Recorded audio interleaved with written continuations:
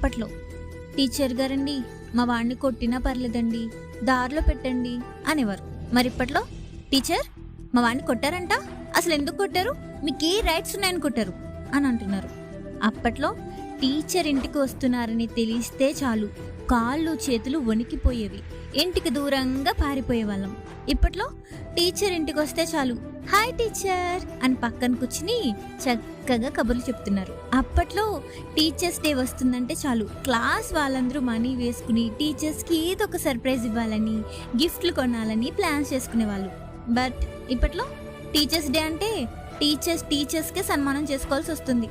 అప్పట్లో స్కూల్ అంతా అయిపోయాక ఆ టీచర్ ఎప్పుడైనా ఎక్కడైనా కనిపిస్తే మా సార్ మా మేడం అనుకుంటూ ఆనందంగా వాళ్ళ దగ్గరికి వెళ్ళి చక్కగా మాట్లాడేవాళ్ళం.